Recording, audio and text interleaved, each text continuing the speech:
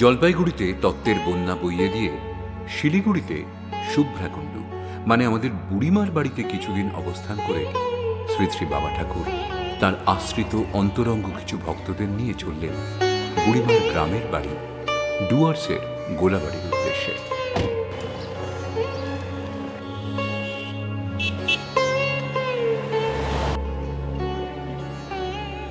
সাপি গড়া হয়ে সেবক রোড ধরে গাড়ি ছুটে চলেছে।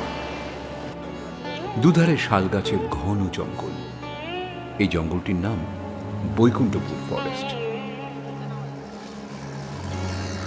জঙ্গল ঘেরা সেবক পাহাড়, পাহাড়ের গা দিয়ে ঘুরে ঘুরে গাড়ি ছুটে চলেছে। রাস্তার পাশে ছোট্ট একটি চাতালে ফলকের ওপরে লেখা রয়েছে করোনেশন ব্রিজ ভিউ পয়েন্ট। এখানে বসে বাবা ঠাকুর কিছু সৎ প্রসঙ্গের অবতারণা করলেন। সৃষ্টি যখন হয়, সৃষ্টির মধ্যে দুটো দিক আছে, একটা হচ্ছে কনসাস এনার্জি আর একটা হচ্ছে অ্যাক্টিভ এনার্জি। এনার্জি দুটাই, কিন্তু একটার মধ্যে কনসাসনেসের পার্ট বেশি, মানে লাইটের পার্ট বেশি, আর একটার মধ্যে স্ট্যাটিক নেচার, ওই লাইটটাকে ধরে রাখার জন্য। সেই জন্য দেখো সৃষ্টির মধ্যে যেইখানে পাহাড় আছে, পাহাড়ের সাথে সাথে কিন্তু কি করেছে, নদীও আছে। সেই নদীকে প্রবাহিত হওয়ার জন্য পাহাড়ের মধ্যে দুটো ডিভিশন, যাতে নদী বয়ে যেতে পারে। হ্যাঁ, আর তার ফলে এই যে বৃষ্টি হচ্ছে, পাহাড়ের গায়ে প্রথমে মস তৈরি হয়, মসের থেকে নানান রকম প্ল্যান্ট তৈরি হয়। অরিজিনটা কিন্তু মস। এই যে এত গাছ দেখছো, এগুলো কিন্তু এত গাছ প্রথমে ছিল না, এই নানান রকম শেপ নিয়েছে মসের থেকে। আর এই গাছগুলোর মধ্যে সেই লাইফ, ভিন্ন ভিন্ন পোটেন্সি লাইফের ডিফারেন্ট ডিগ্রিতে আছে, এবং সেইগুলি এখানকার যেহেতু প্রাণী জগৎ আছে তাদের সমস্তকে কিন্তু হেল্প করছে। আর এই লাইফ, এই গ্রিন ভিউটা মানে শুধু লাইফের জন্য না, নেচারের মধ্যে নেচারের একটা ব্যালেন্স রাখছে। নাহলে পরে এই যে হিট, সান হিটটাকে এই গ্রিন কিন্তু এটাকে ক্লোরোফিল বলে। এই ক্লোরোফিলটা কি করে না, সানের হিটটাকে কন্ট্রোল করে অনেক দিকে, অনেক অংশে। তা না হলে পরে খালি পাথর থাকলে লাইট তৈরি হতে পারতো না। লাইট তৈরি হওয়ার আগে প্ল্যান্ট লাইট তৈরি হয়েছে, কেননা প্ল্যান্ট লাইটের থেকে ফুড, আমাদের বাসস্থান, জিনিস, বস্ত্র সব কিছু সাপ্লাই দিচ্ছে এই প্ল্যান্ট লাইট। দেখো আর দুই সাইডে পাহাড়, এবং দুই সাইডে পাহাড়ের মধ্যে প্ল্যান্ট লাইফ একে ভর্তি, মাঝখান দিয়ে নদী বয়ে যাচ্ছে। এই যে আমাদের দেহের মধ্যে দুইটা সাইডে, একদিকে নারী জ্ঞান শক্তির কাজ, একদিকে মানে অ্যাক্টিভ ক্রিয়া শক্তির কাজ। আমাদের হোল সিস্টেমের মধ্যে ঠিক তাই। এবং দেখো আমাদের শরীরের মধ্যে যে বোনটা আছে, সেই বোনটা এমনই মজা, বোনের ফাংশনটা করছে দুই সাইডের থেকে। সেখানে স্যাপিডিটি মানে রস না থাকলে কিন্তু বোন ড্রাই হয়ে যাবে।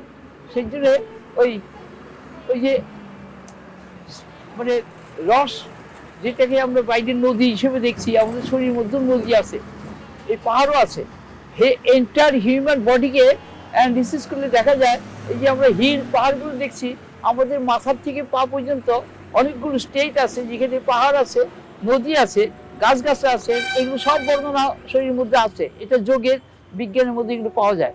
তার মানে outer nature and inner nature are not so much different. Only in appearance there is some difference, but in essence they are one and the same. That is why wherever you go into the globe, you will find the 2 points. One is the being and other is the becoming. That is, one is static and the other is dynamic. In life there are 2 parts. One is static, one is dynamic. And the entire nature itself is a body, where you will find these 2 principles functioning with one another and expressing the beauty and the truth of the life divine. এই মজাটা study করে তুমি জানতে পারবে, যদি কিনা একটুখানি concentration দিয়ে এরকম লোনলি প্লেসে এসে তুমি নেচারকে স্টাডি করতে থাকো, nature will unfold this science to you, and you will be able to realize this and become very much astonished and joyful, because this is the true nature of our own being. What you see in the outer nature is nothing but the reflection of your inner being, inner nature. That is, you are also connected with this all. You can realize this in and through perfect concentration. When your inner system becomes calm, stable, then you can realize that you have got relation with all of them. But the restless mind cannot know that. আবার গাড়ি চলল জঙ্গলের মধ্য দিয়ে।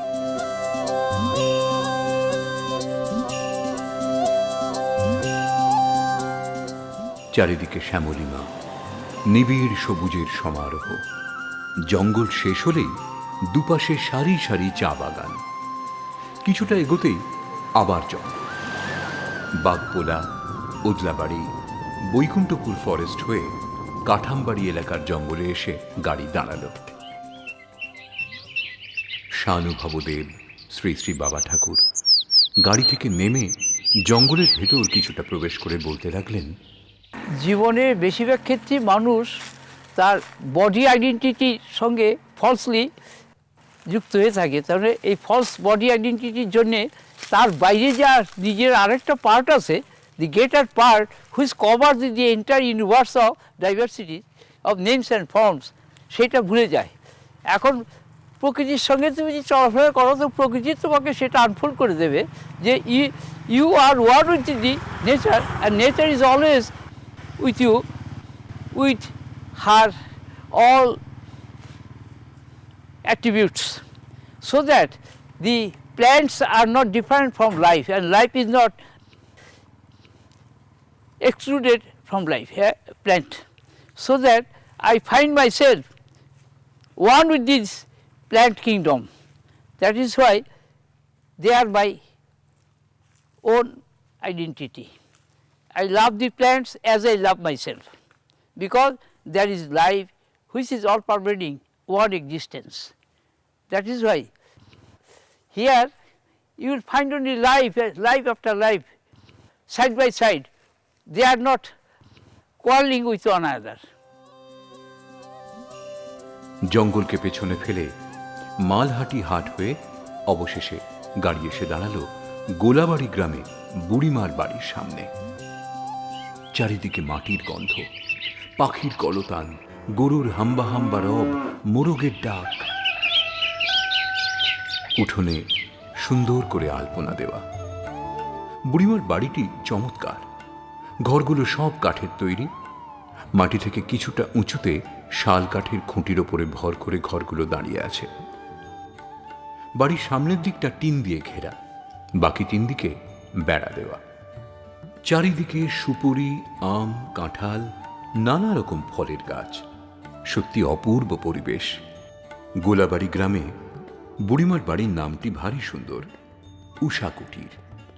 ভগবান নিজে এসে ভক্তের দ্বারে যদি না দাঁড়ান, ভক্তের কি সাধ্য তাকে ধরে? ঋষি বলেছেন, ইয়মে বৈশবৃণুতে তেন লভ্য, তিনি যাকে বরণ করেন সেই তাকে লাভ করে। তার প্রতি শ্রদ্ধাশীল হওয়া একমাত্র তাঁর কৃপাতেই সম্ভব। বাবা ঠাকুর গাড়ি থেকে নেমে ভক্তের দুয়ারে এসে দাঁড়ালেন।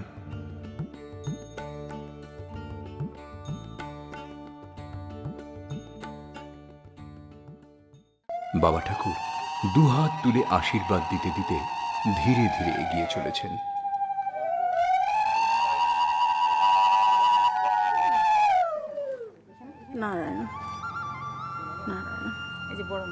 বুড়িমা গেট থেকেই শুরু করলেন বাবা ঠাকুরের বরণ।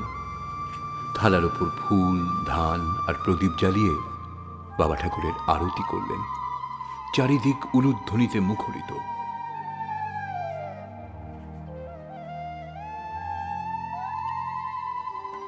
বাচ্চা থেকে বয়স্ক গ্রামের মানুষজন একে একে মাটিতে মাথা ঠেকিয়ে বাবা ঠাকুরকে প্রণাম করল সবাই।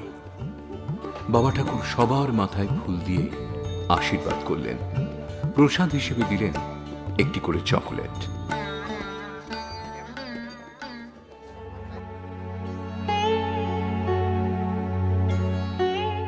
এই সুন্দরী গোলাবাড়ি গ্রামের ওপর দিয়ে বয়ে গেছে চঞ্চলা তিস্তা নদী। তিস্তা নদীর চরের ধারে দাঁড়ালে দূরে উত্তর দিকে দেখা যায় সাদা বরফে ঢাকা কাঞ্চনজঙ্ঘার সুউচ্চ শৃঙ্গ। আজ এখানে প্রাতঃ কীর্তনের আসর বসেছে। বাবা ঠাকুর স্বয়ং যোগ দিলেন এই হরি কীর্তনের আসরে।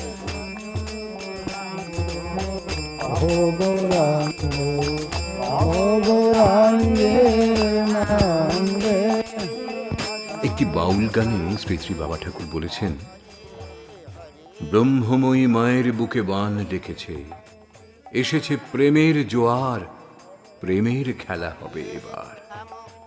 প্রেম তরঙ্গের আঘাতে তার খুলে গেছে মোর হৃদয় দুয়ার, অন্তর বাহির হয়ে গেছে একাকার। বানের টানে অন্তরে কুল ভেঙেছে, ভীতি লাজ স্বার্থ মান সব ভেসে গেছে, অহংকার ডুবে গেছে তার মাঝে, মরে গেছে অভিমান আমার।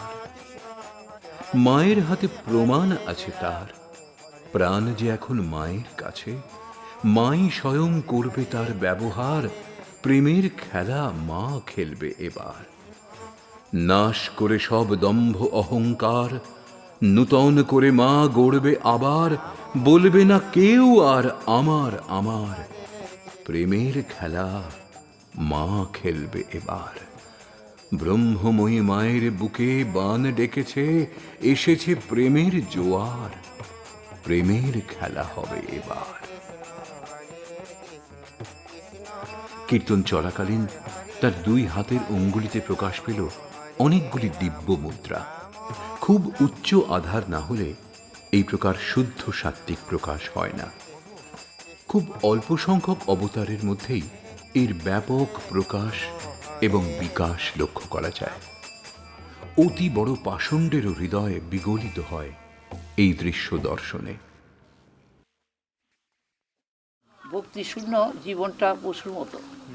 পশুদেরও একটা আছে আচরণ, কিন্তু সেটা ঠিক সমান না, পরস্পর থেকে পরস্পর আলাদা।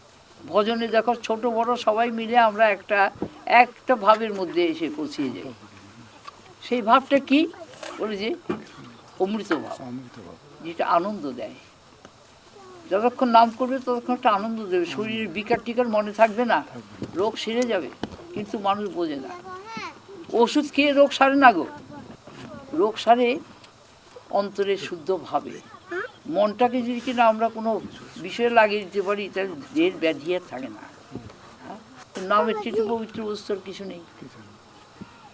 কাজেই সবারই নামের অবশ্য অন্যান্য সাধন পদ্ধন যা আছে সেটাও ঠিক, সবার তো সেটা সম্ভব নয়, কিন্তু নাম তো সবার পক্ষে সম্ভব। এখানে এই নামটা করলে নামটা ছড়িয়ে গেল, একটা সর্বত্র ছড়িয়ে গেল। এই যে ছড়িয়ে গেল, এর চেয়ে পুণ্য কাজ আর কি হতে পারে? মহান আদর্শ হচ্ছে ঈশ্বরের নাম স্মরণ করে সব কিছু করা। কর্মটা তারই কাজ, আমাদের নিজস্ব কিছু নেই। এই দেহ, ইন্দ্রিয়, প্রাণ, মন, বুদ্ধি, অহংকার, চিত্ত, বাড়ি ঘর, টাকা পয়সা সব কিছু তার। সেই নানা বেশে নানা দেশে এই নানা রকমভাবে নিজেকে প্রকাশ করে খেলছে।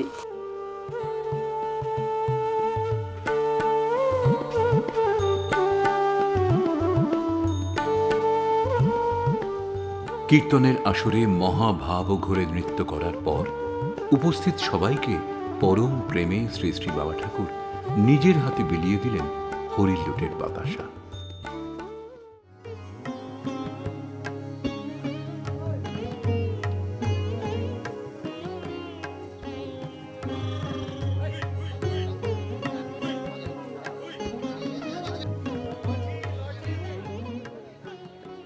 আজ চাষির বেশ ধারণ করে শ্রী শ্রী বাবা ঠাকুর চলেছেন বুড়িমার ক্ষেতে লাঙল দিতে।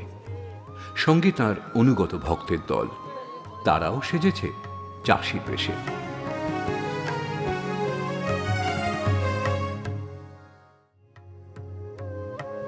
গরু নিয়ে জমিতে লাঙল দেওয়া শুরু করেছেন বাবা ঠাকুর।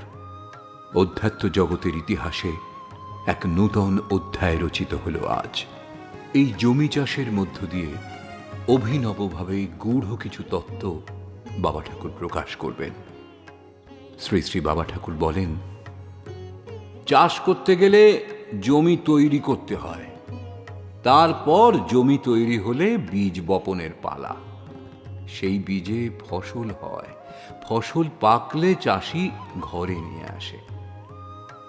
নিজের দিকে ইঙ্গিত করে বলেন, এর জীবনটা চাষি জীবনই, এও চাষ করতেই এসেছে।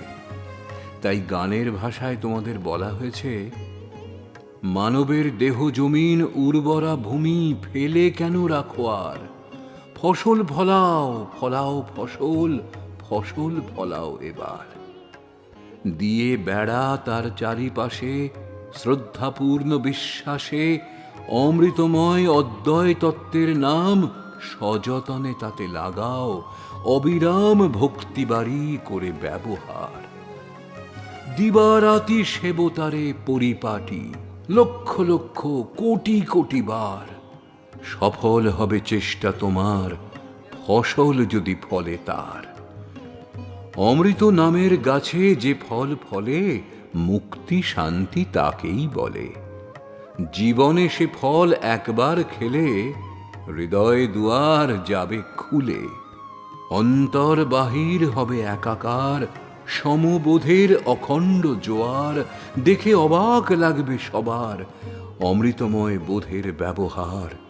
প্রীতিমধুর মহৎ ও উদার দিব্য জীবনের স্বভাব নির্বিকার। বাবা ঠাকুর বলেন, এই ফসল হলো স্বরূপের জ্ঞান, আত্মজ্ঞান, সমজ্ঞান, অদ্বয় জ্ঞান বা আপন বোধ।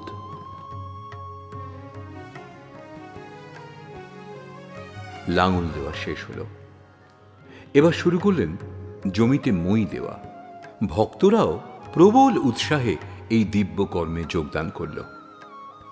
ভক্তদের এবং ভক্তদের উপলক্ষ করে সমগ্র জগৎবাসীকে শিক্ষা দেওয়া, জীবন জমিন চাষে সঠিক যত্ন নেওয়া এবং প্রতিনিয়ত উত্তম পুরুষকার থাকলেই যে আত্মজ্ঞানরূপ সোনার ফসল ফলতে পারে, এই ব্যাপারে সচেতন করে দেবার জন্যই তাঁর এই প্রচেষ্টা। ঘরে ঘরে আত্মজ্ঞানরূপ সমবোধ বা আপন বোধের প্রদীপ জ্বালিয়ে দেওয়াই তাঁর লক্ষ্য। যদিও নিজের দিকে ইঙ্গিত করে প্রায়শই শ্রী শ্রী বাবা ঠাকুর বলেন, এর কোনো লক্ষ্য নেই, এর লক্ষ্য শূন্য লক্ষ্য, মিশনলেস মিশন। এ কারোকে শিক্ষা দিতে আসেনি, সবটাই এর নিজের সাথে নিজের খেলা। The sportful dramatic same side game of self consciousness. তাঁর মধ্যে দিয়ে যা কিছু হয় সবই স্বতঃস্ফূর্তভাবে প্রকাশ হয়ে পড়ে। বাবা ঠাকুর বলেন, হওয়া ও করার মধ্যে যে পার্থক্য, তা স্বভাবে জানা যায় না, স্ববোধে জানা যায়। অনহংকারে হয় হওয়া এবং অহংকারে হয় করা। সবোধ আত্মা গুণাতীত বলে অকর্তা এবং স্বভাব আত্মা সগুণ বলে অহংকর্তা।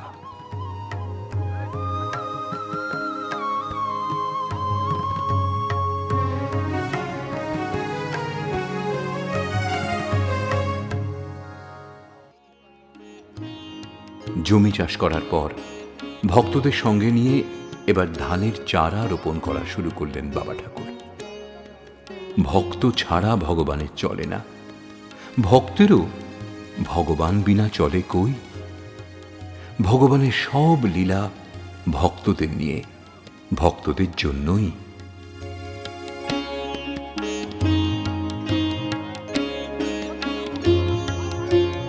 চারা রোপণ শেষ হল। বাবা ঠাকুর এবার আলের ওপর এসে বসেছেন। বুড়িমা বালতি করে জল নিয়ে এসে তার কাদামাখা পা ধুয়ে দিচ্ছেন।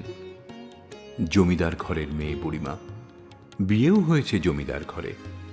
কিন্তু অহংকার শূন্য হয়ে রত হয়েছেন গুরু সেবায়।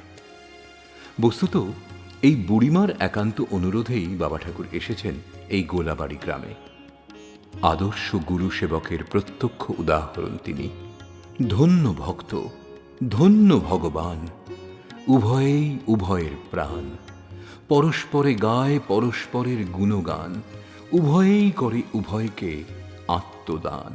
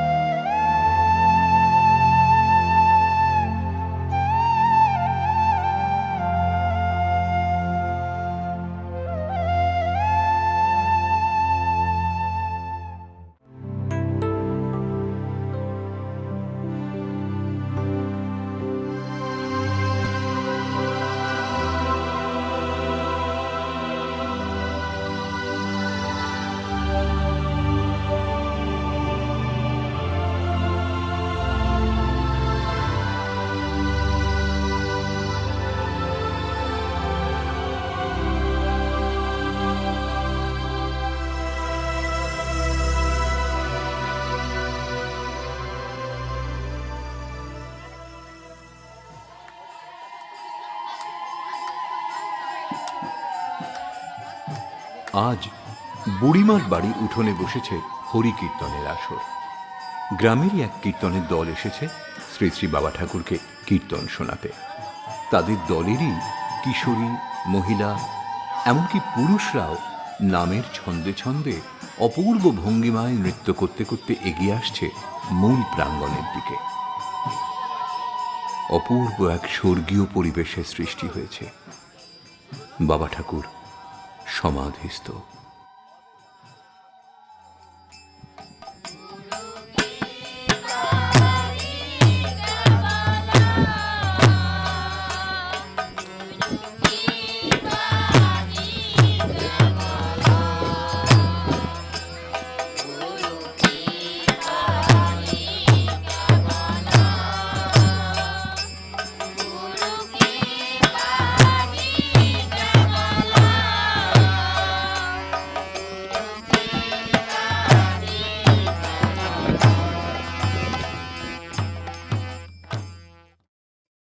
কীর্তন চলছে। শ্রী শ্রী বাবা ঠাকুর মহাভাবে বালিকাদের সঙ্গে নৃত্যে রত হয়েছেন। দেব দুর্লভ এই দৃশ্য। গ্রামবাসীরা বিস্ময়ে হতবাক। স্বর্গ যেন আজ তাদের গ্রামে নেমে এসেছে। হঠাৎ করে এ কোন দেবদূত নেমে এলো তাদের গ্রামে? অপলক দৃষ্টিতে তারা তাকিয়ে আছে ওই অনিন্দ সুন্দর দিব্য মূর্তি পানে।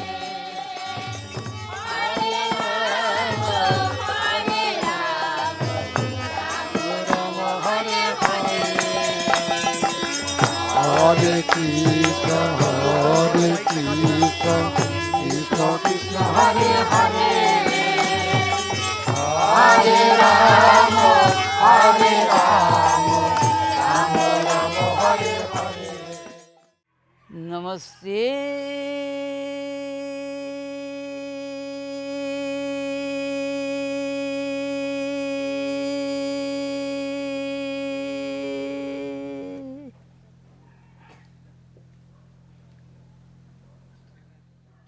सच्चिद आनंद स्वरूप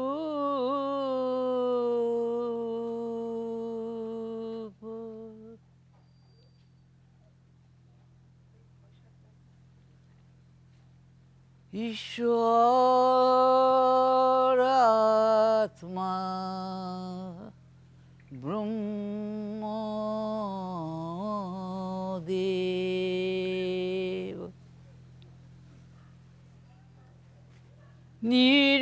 निर्गुणाय नमस्तुभ्यं सगुणाय नमो नमः সর্বভূতাত্ম ভূতাত্মা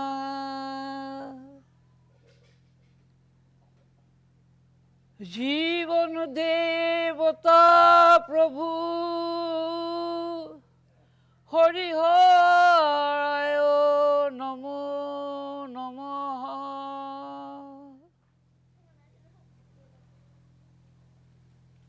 করুণা ঘন প্রেমাস্পদ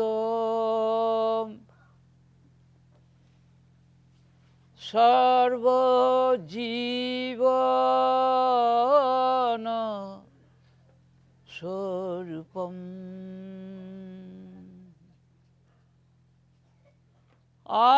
আনন্দ কারণম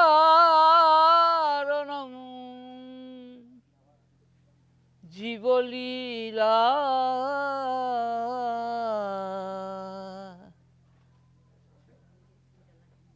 সম্পাদনম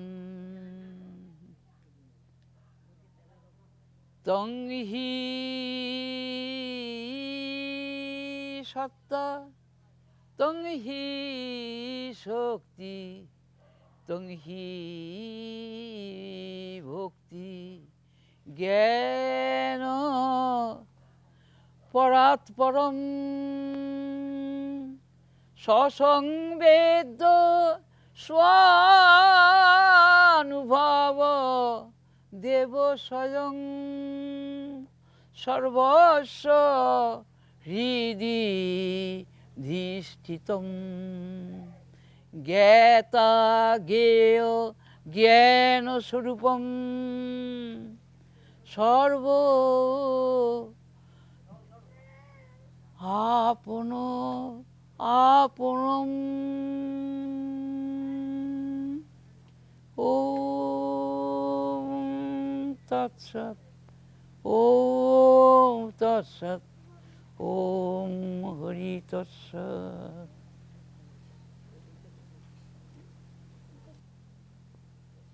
কলিযুগে নামই স্বয়ং নাম প্রকাশ করেছেন, নাম রূপে তার নাম অবতার, নামই অবতার। এই নাম অখণ্ড ভূমার বক্ষে স্বতঃস্ফূর্ত জেগে উঠেছিল, তার কারণ সেই অখণ্ড পূর্ণ সত্তা স্বয়ং নিজে তার আপন মহিমাকে প্রকাশ করার জন্য তার স্বরূপ শক্তিকে এই লীলার ভার দিলেন। সেই লীলাতে অব্যক্তের থেকে ব্যক্ত হয়ে কি করে আসে, সেই থেকে আরম্ভ করে এই যে সব প্রকাশ, তার বিজ্ঞানটা আমি সংক্ষেপে একটু বলবো। ধর্মকথায় ধর্মের যে অনুভূতি, সেটা হচ্ছে ধর্মের সার। হরিকথাই হোক আর কৃষ্ণ কথাই হোক, গুরু কথাই হোক, শক্তিতে মাতৃকথাই হোক, আবার ভিন্ন ভিন্ন ধর্মের নাম অনুসারে সেই আল্লাহর কথাই হোক, সব কথাই কিন্তু বোধ সত্তা সেই অখণ্ড ভূমাদেব, যিনি শিব, যিনি রাম, যিনি কৃষ্ণ, যিনি বুদ্ধ, যিনি যিশু, যিনি মোহাম্মদ, যিনি চৈতন্যদেব, যিনি রামকৃষ্ণদেব, যিনি অনন্ত অন্তরূপে এবং বর্তমানে সর্বরূপে বিরাজমান। এইটার নামই হচ্ছে আত্মদর্শন। এক আত্মা সর্বভূতে বিরাজমান, ঘটে ঘটে রাম, ঘটে ঘটে কৃষ্ণ। এটা অনুভূতির কথা, আন্দাজে বুদ্ধির কথা নয়। কিন্তু বর্তমান যুগের মানুষ সেটা ভুলে গেছে। নামের মধ্যে কি রস আছে সেটা আন্দাজে বোঝা যায় না। একটা ফলের মধ্যে ফলের রসটা, ফলটাকে দেখে অনুমান করা যায় না, ফলটাকে আস্বাদন করতে হয়। তো জীবনের মধ্যে আস্বাদনটা কোথায় হয়? ইন্দ্রিয় দিয়ে আমরা গ্রহণ করি, মন দিয়ে সেটাকে আমরা অনুমান করি, ভাবনা করি, কিন্তু হৃদয়ের বোধ দিয়ে সেটাকে আমরা আপন করে অনুভব করি। দর্শন চোখ দিয়ে আমরা দেখি, সেটা সম্ভব হয় কি করে? না, চোখটা একটা ইন্দ্রিয়, চোখের মধ্যে কি আছে? মনের একটা ক্রিয়া আছে, মনের পশ্চাতে বুদ্ধির ক্রিয়া আছে, বুদ্ধির পশ্চাতে সেই বোধি স্বরূপ যার নাম এতক্ষণ করা হলো, তার তো রূপের অন্ত নাই, নামের অন্ত নাই, সর্বরূপে কিন্তু তার রূপ, না মানলে কিন্তু তাকে মানা হলো না। সর্বনামই তার নাম, না মানলে নাম করার ফল পাওয়া যাবে না। সর্বভাব তারই ভাব, সেটাকে না মানলে সেই ভাবের উদয় হবে না। আবার সর্ববোধ স্বরূপে তিনি স্বয়ং, সেইটি অনুভূতির সার। যুগে যুগে মানুষের স্বভাব প্রকৃতি অনুসারে হৃদয়ের গভীরে তার প্রকাশ হয়, কখনো শক্তি প্রধান, কখনো ভক্তি প্রধান, কখনো জ্ঞান প্রধান, কখনো প্রেম প্রধান, কিন্তু এর আদিও নাই, অন্তও নাই। মানুষ তারই একটি রূপ, কিন্তু মানুষ সেটা ভুলে আছে। তার এই ভুল ভাঙাবার জন্যেই যুগে যুগে একটি করে বিশেষ রূপ নিয়ে তিনি নেমে আসেন মানুষের কাছে। কখনো রূপের মহিমা, কখনো নামের মহিমা, কখনো ভাবের মহিমা, কখনো বোধের মহিমা, কখনো শক্তির মহিমা, কখনো জ্ঞানের মহিমা, কখনো আনন্দের মহিমা, কখনো প্রেমের মহিমা তিনি প্রকাশ করে যান। সেই জন্য দেখা যায় এই ভারতবর্ষে ধর্মের কত রকম অভিব্যক্তি হয়েছে, কত মত, কত পথ, সবই সত্য, কেননা সবটার মালিক তিনি একা, এবং তিনিই আবার সেটা গ্রহণ করছেন আরেক বেশে এসে। সেই জন্য বলছে যে বাসুদেব, যেই দেবতা সবার মধ্যেই বাস করছে, সেই দেবতাকে বলা হয় বাসুদেব। বাসুদেব সর্বভূত ভূতাত্মা, পরমাত্মা। আত্মা বলছে কেন? সবচেয়ে আপন বলে। ব্রহ্ম বলছে কেন? সবচেয়ে বড় বলে। বৃহত্তমোত্তম, বৃহত্তম বলা হয়েছে, তাকে এবার আরো জোর দিয়ে বলা হচ্ছে বৃহত্তমোত্তম, বৃহত্তমের থেকেও আরো বড়। আবার তিনি ক্ষুদ্রতমোত্তম, অনুতমোত্তম, ক্ষুদ্র হচ্ছে ক্ষুদ্রতম তিনিই স্বয়ং। এই ভাবে মানলে কি হয়? তার সঙ্গে আমাদের যে নিত্য পূর্ণতা, একতা, সমতা, সেটা অনুভব সিদ্ধ হয়। সেই জন্য বলা হয়েছে যে তার পরিচয়টা কি দিয়ে আমরা জানবো? বোধের যেটা কেন্দ্র, সমস্ত অনুভূতির যেটা মূল, সেটা হচ্ছে আমাদের হৃদয়। সমস্ত হৃদয়ের মধ্যে সমস্ত বিদ্যা, সমস্ত বুদ্ধি, সমস্ত অনুভূতি জমা আছে, সেখান থেকে প্রকাশ হয়ে পড়ে। তারই কেন্দ্রে রয়েছে বোধের যেটা বোধ, সেটা হচ্ছে, তারই নাম হচ্ছে অহং দেব। লীলার তার অন্ত নেই। লীলা কথাটি আমরা মাঝে মাঝে উচ্চারণ করি বটে, কিন্তু দ্বৈত বোধে থেকে এই লীলার মর্ম উপলব্ধি করা যায় না। এখান থেকে আনবো হবে। শ্রী শ্রী বাবা ঠাকুর বলেন, একে হয় লীলা, মানে same side game of self consciousness. এই লীলা প্রসঙ্গে বলতে গিয়ে আরো সরল ভাষায় পরিষ্কার করে বুঝিয়ে বাবা ঠাকুর বললেন, সচ্চিদানন্দময়ী মা স্বয়ং লীলার প্রস্তুতি, লীলার আয়োজন, অভিনয়ের চরিত্র ও ভূমিকা, তার প্রকাশ ভঙ্গিমা ও লীলা আস্বাদন রূপে ক্রমপর্যায়ে অভিব্যক্ত হন।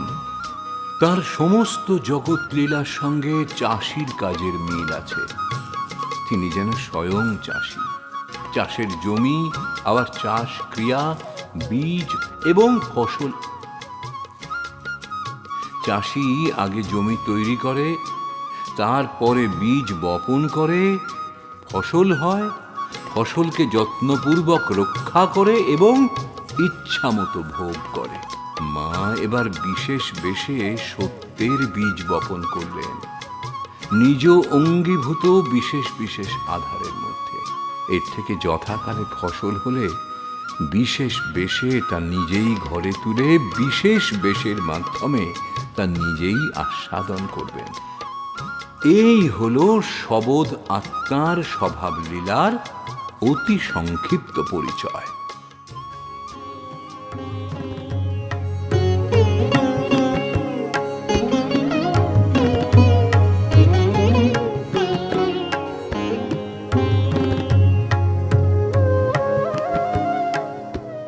ধান কাটা শেষে কাটা ধানগুলি আঁটি বেঁধে মাথায় করে সযত্নে নিয়ে আসছেন বাবা ঠাকুর। সামনে দিয়ে যাবে। এইভাবেই সদ্গুরু তার আশ্রিত অনুগত ভক্ত শিষ্যের হৃদয়ে বসে স্বয়ংই তার জীবন জমি চাষ করেন এবং যথাকালে সিদ্ধি তথা ফসল নিজেই তোলেন। সদ্গুরুরূপ অভিজ্ঞ উত্তম চাষি ছাড়া কেউ এ কাজ যথার্থভাবে করতেই পারে না। শ্রী শ্রী বাবা ঠাকুরের শিক্ষা দেওয়ার পদ্ধতি স্বতন্ত্র, অভিনব এবং বিজ্ঞানসম্মত।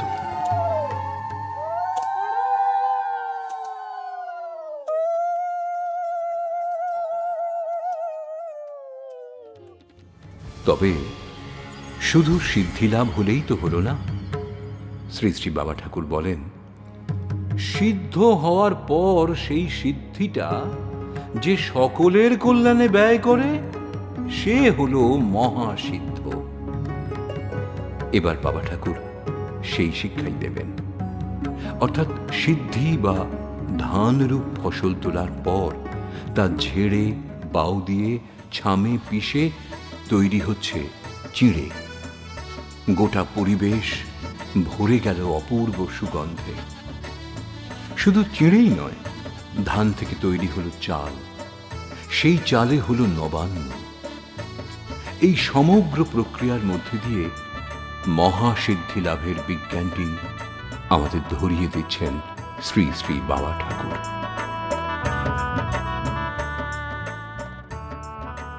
চাষ ও চিঁড়ে বা চাল তৈরিরূপ এই সমগ্র বিষয়টি শুধুমাত্র একটা দৃষ্টিনন্দন মজার ব্যাপারই নয়, এর মধ্যে লুকিয়ে আছে এক গভীর তত্ত্ব। দিব্য পুরুষগণ বৃথা সময় ব্যয় করেন না। তাদের প্রতিটি কর্ম, প্রতিটি আচরণ এবং বাণী মানুষের কল্যাণের নিমিত্ত, শিক্ষার নিমিত্ত। যদিও বাবা ঠাকুর বলেন, এ তো আর শিক্ষা দিতে আসেনি, অদ্বয় বোধে শিক্ষা দীক্ষার কথা অবান্তর, এ নিজের সঙ্গেই নিজে খেলা করে।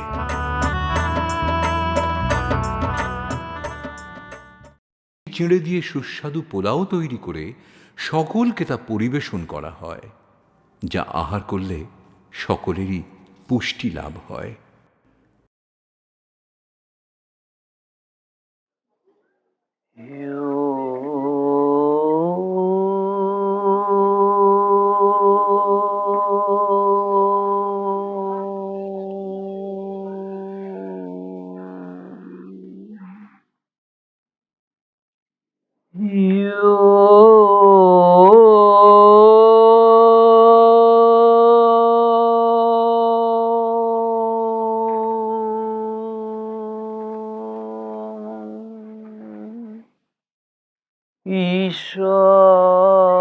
ঈশ্বর পরম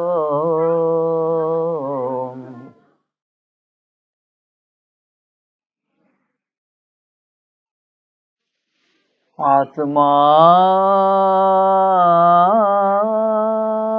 স্বয়ং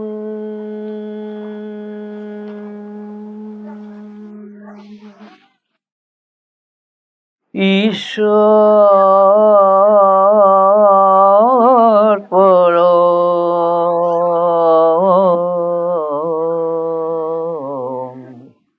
আত্মা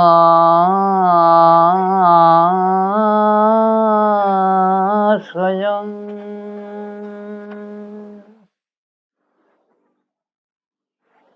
অদ্বয় ব্রহ্ম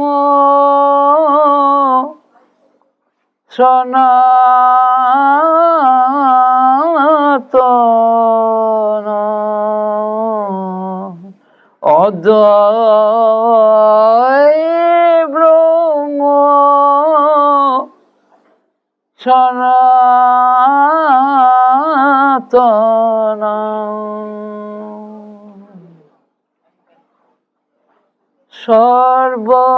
সর্বব্যাপী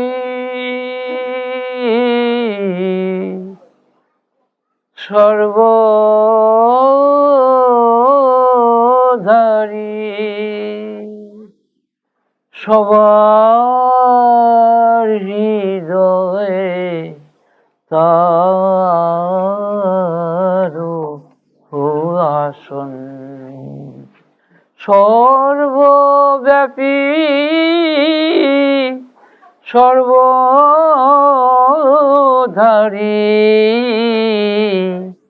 সবার হৃদয়ে তার আসন ঈশ্বর পরম আত্মা স্বয়ং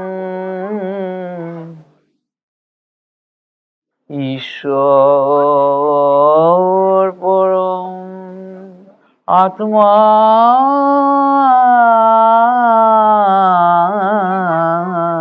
স্বয়ং অদ্বয় ব্রহ্ম সনাতন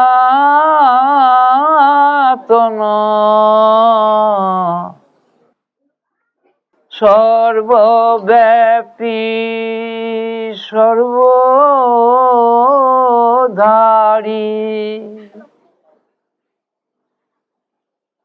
পরম তত্ত্ব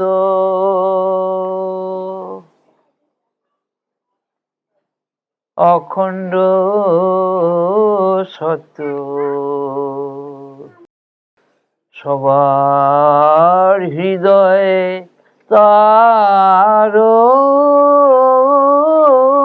আসন সবার হৃদয়ে তার আসন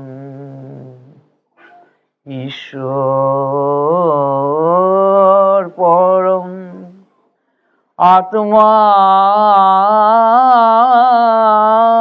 স্বয়ং অদ্বয় ব্রহ্ম সনাতন সর্বজীবন তার স্বভাব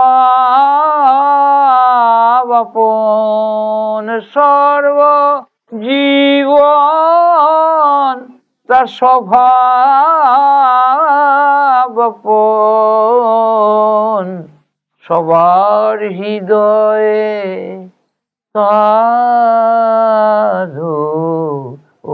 আসন সবার হৃদয়ে তার আসন সবার হৃদয়ে তার আসন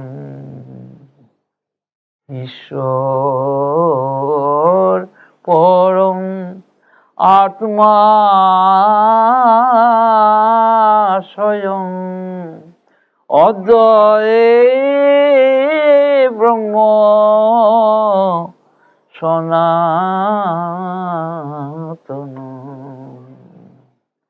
ঈশ্বর পরম আত্মা স্বয়ং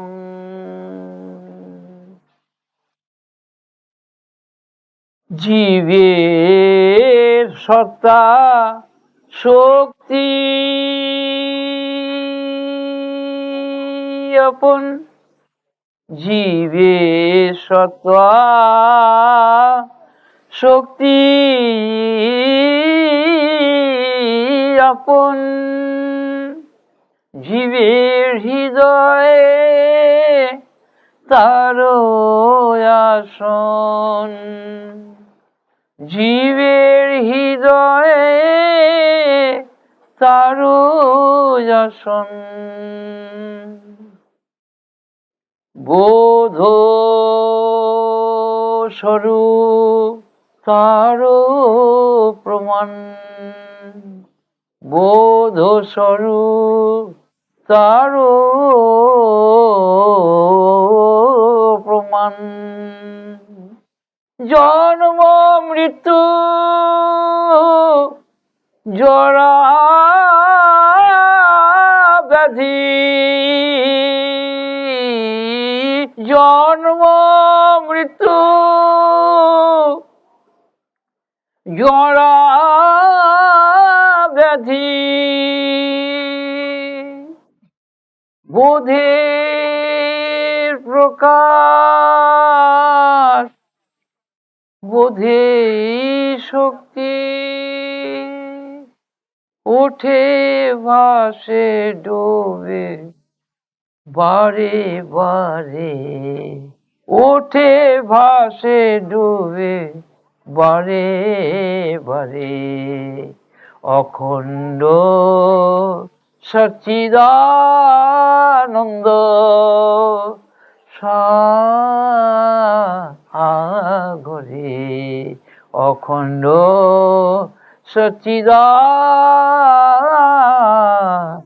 সাগরে। ঈশ্বর পরম আত্মা স্বয়ং,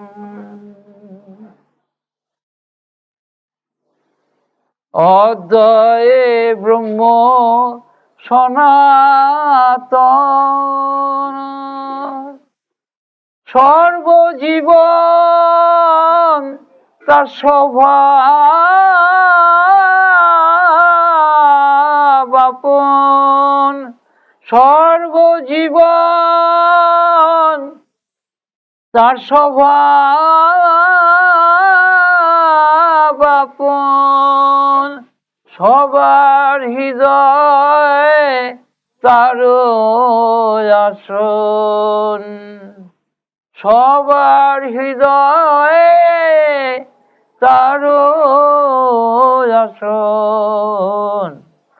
সবার মাঝে ঈশ্বরে স্বয়ং, সবার মাঝে ঈশ্বর স্বয়ং প্রকাশ করে আপনারে, প্রকাশ করে আপনারে।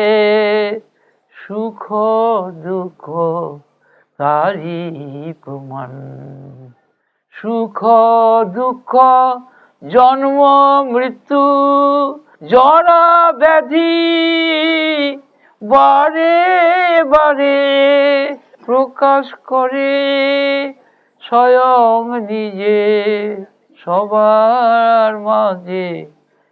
স্বয়ং প্রকাশ তাকেই বলে পরম সত্য, তাকেই বলে পরম সত্য, তাকেই বলে। তার ধর্ম জগৎ কর্ম, তারই ধর্ম জগৎ কর্ম, তারই ধর্ম জগৎ কর্ম। সবার মাঝে স্বয়ং নিজে প্রকাশ করে বারে বারে সচ্চিদানন্দ সাগরে, সচ্চিদানন্দ সাগরে। ঈশ্বরে পরম আত্মা স্বয়ং।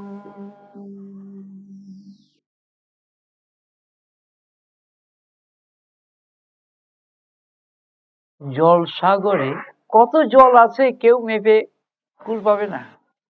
কাজে ঈশ্বরের যে সচ্চিদানন্দ সাগর, আত্মসাগর, এই যে আত্মা কত বেশে, কত দেশে, কত ভাবে, কত রূপে, কত নামে নিজেকে প্রকাশ করছে, সে প্রকাশের মধ্যে প্রকাশ নিরন্তর হয়ে চলছে,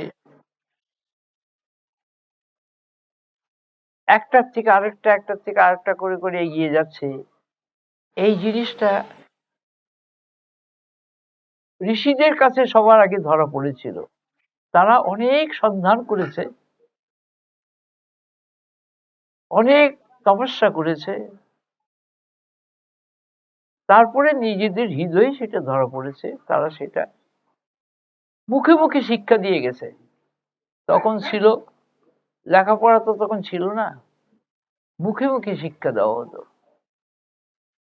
জিজ্ঞাসা উত্তর মুখে মুখে দেওয়া হতো, শিখে নিত। সেই যুগটা হচ্ছে শ্রুতি। শ্রুতি মানে শ্রবণ, কানে আমরা যা শুনি কান দিয়ে। সেই যুগেতে এই বেদ বেদান্ত রচনা হয়েছিল। তার মধ্যে এই সৃষ্টি তত্ত্ব, অর্থাৎ সৃষ্টির যে রহস্য, তার যে কারণ, তার যে কার্য কিভাবে সম্ভব হয়েছে, তার নিখুঁত বর্ণনা। জীবনের মধ্যে কিভাবে আমাদের সেই স্বভাব প্রকৃতি খেলা করে, তার অনুসন্ধান করে তারা এর মধ্যে আবিষ্কার করেছিল ঈশ্বর আত্মাকে।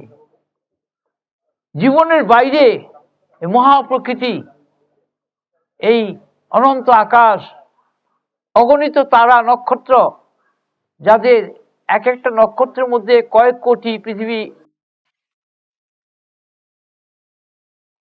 লুকিয়ে রাখা যায়। তারা এই পৃথিবীর থেকে কত কোটি কোটি কোটি কোটি কোটি মাইল দূরে সেই আকাশের উপরে ঘুরে বেড়াচ্ছে, তারা পড়ে যাচ্ছে না, মধ্যাকর্ষণের অনেক উপরে। মধ্যাকর্ষণ মানে একটা স্তর, সেখান থেকে যা কিছু আসবে সব নিচে পড়ে যাবে, তার উপরে আর পড়বে না, ভাসবে, এরোপ্লেনের মতো ভাসবে। এখন এত নক্ষত্র, এত জগৎ আছে, বিশ্ব, অনন্ত বিশ্ব, বিজ্ঞানীরা আবিষ্কার করার চেষ্টা করছে যে ভিন্ন ভিন্ন নক্ষত্রে, ভিন্ন ভিন্ন গ্রহতে জীব কিরকম ভাবে আছে। আমি সেই প্রসঙ্গে অল্প কিছু কথা বলবো, কেননা এই পৃথিবীর মানুষ অনেক কিছু জানতে চায়, তার অনেক জিজ্ঞাসা, জীবনভর তার জিজ্ঞাসা। সে যখন কোনো কিছু জানবার জন্য চেষ্টা করে, তখন মনের একাগ্রতা হয়, তার ফলে তার যে সমস্যা জীবনের, সুখ দুঃখ ভাবনা চিন্তা, সেগুলো সরে যায়। মন যখন কোনো কাজে লাগে একাগ্রভাবে, তখন কিন্তু আমাদের দেহের কথা, পরিবারের আর পাঁচটা কথা, পাঁচটা সমস্যা চিন্তা সরে যায়। আবার যখন সেই ভাবনাটা সরে যায়, আবার সেগুলো ফিরে আসে। এই যে বারে বারে আসে, এগুলো কার জন্য আসে, কে করছে এগুলো, জীবনের কে মালিক, কে প্রভু, কে কারণ, কার ইচ্ছা চলছে জগৎ, এই সন্ধান সবাই করতে পারে না। কিন্তু মানুষের মধ্যেই ঈশ্বর স্বয়ং নিজেই নেমে আসেন মানুষের, তিনি সব হয়েছেন। অনন্ত অনন্ত অনন্ত জীবন রূপে তিনি নিজেকে নিজে প্রকাশ করেছেন। তার সৃষ্টির আদিতে তিনি কি ছিলেন, ঋষিরা তাও জানবার চেষ্টা করেছে। সে অব্যক্ত, প্রকাশ করা যায় না। একটা নীরব, নিস্তব্ধ, প্রশান্ত একটা সত্তা, শক্তি সেখানে খেলছে না। তারপরে সেই তার পক্ষে শক্তি একটু একটু একটু একটু করে, সেইটি হচ্ছে জল সাগর যখন শান্ত হয়ে থাকে, কোনো তরঙ্গ নাই, লহর নাই, কিচ্ছু নাই, একটা শান্ত জল, আকাশের রংটা তার মধ্যে প্রতিফলিত হচ্ছে, চন্দ্র সূর্যের প্রতিবিম্ব পড়ছে, একেবারে মনে হচ্ছে যেন এই জলের মধ্যে আরেকটা চাঁদ, আরেকটা সূর্য আছে, তারও কিন্তু জ্যোতি আছে, জলটা গরম হয়। সেই জলের সূর্যটা আবার ঘরের ভিতরে যখন কিনা প্রতিফলিত হয়, ঘরে আয়না থাকলে সে আয়নাটার মধ্যে সেই সূর্যটা দেখা যায়, সেই আয়নার মধ্যে আয়নাটাও গরম হয়ে যায়, সেটা আবার আরেক দেওয়ালে পড়ে সেই দেওয়ালটাও গরম হয়ে যায়। তার মানে খালি প্রতিফলনের খেলা, একটা জিনিসের থেকে প্রতিফলনের খেলা, এটি সৃষ্টির আরেকটা দিক, অনেক দিকের মধ্যে এটা একটা দিক। এটাকে বলে প্রতিবিম্ব বাদ, অর্থাৎ একটার থেকে আরেকটা, একটার থেকে আরেকটা, একটার থেকে আরেকটা হয়ে এরকম ভাবে একেবারে ছড়িয়ে পড়ে। যেমন ওই শান্ত জলের মধ্যে যদি আস্তে আস্তে আস্তে হাওয়া বয়, প্রাণবায়ু বয়, তখন জলটা একটু হেলে দোলে,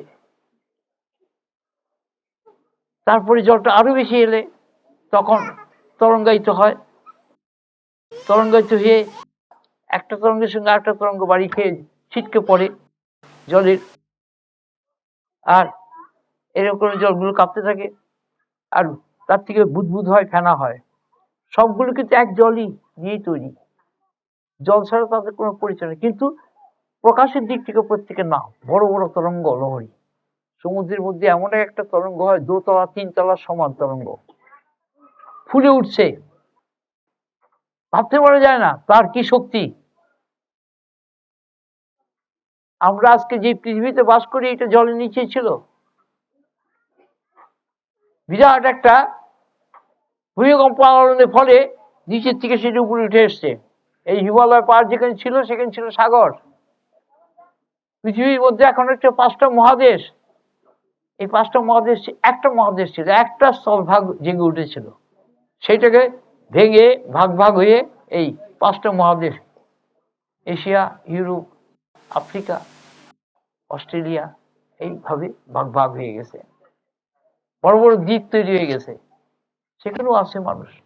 কিন্তু অন্যান্য গ্রহতে মানুষ আছে কি নেই এটা জানবার জন্য রকেটে করে মানুষ সেই গ্রহতে চলে যাচ্ছে। মানে কি অদ্ভুত, মানে শক্তির খেলা হয়ে চলছে। যেই মানুষের মধ্যে এই শক্তি গেছে, সেই মানুষটি যখন কিন্তু মরে যাচ্ছে জড়, তাকে আমরা পুড়িয়ে ফেলছি, নাহলে কবর দিচ্ছি, নাহলে জলে ভাসিয়ে দিচ্ছি। কিন্তু শক্তিটা যখন খেলছিল, শক্তির কোনো আকার নাই, শক্তিকে দেখা যায় না, তার ক্রিয়াটা আছে। সেই ক্রিয়াটা কি? এই যে রূপে নামে ভাবে বোধে, শক্তিকেই বলা হয় মা। সৃষ্টি রূপে মাতা, স্থিতি রূপে মাতা, জগৎ ধাত্রী, জগৎকে ধারণ করে রেখেছে। ভূমিকম্প হয়ে গেলে আমরা এখানে বসে আছি, বেঁচে থাকতে পারবো না।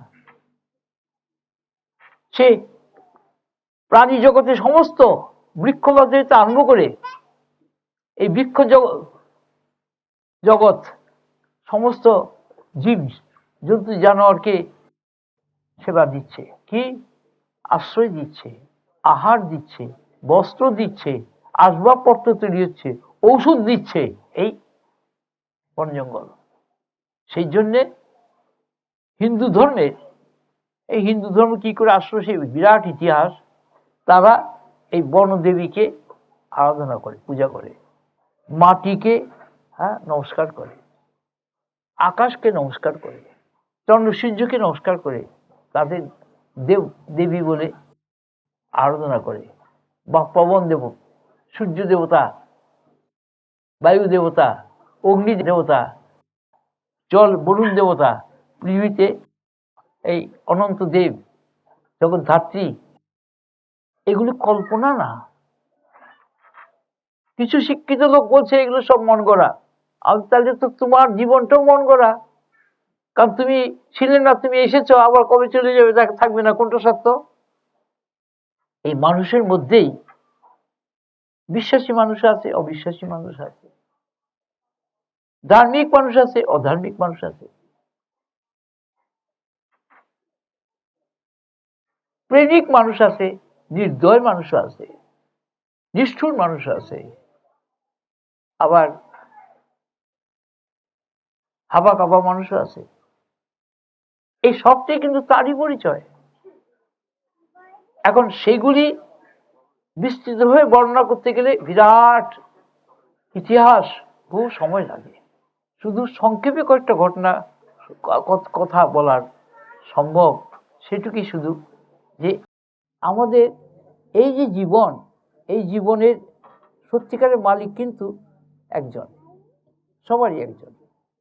তো কেউ বলতে পারে অমুকে এরকম করলো কেন, অমুকে এরকম করলো কেন, এরকম কেন এরকম হলো, আমার কেন এরকম হলো। এগুলো হচ্ছে আমাদের মনের কতগুলি প্রশ্ন। আমাদের মনটাও যে খুব ছোট তা না, বিরাট, কিন্তু আমরা তার নাগাল পাই না। সব জিনিসটা আমরা আমাদের নিজেদের কবজার মধ্যে আনতে চাই। এটার নামই হচ্ছে সংসার। আর আরো উদার হয়ে গেলে সংসারটা ছড়িয়ে পড়ে।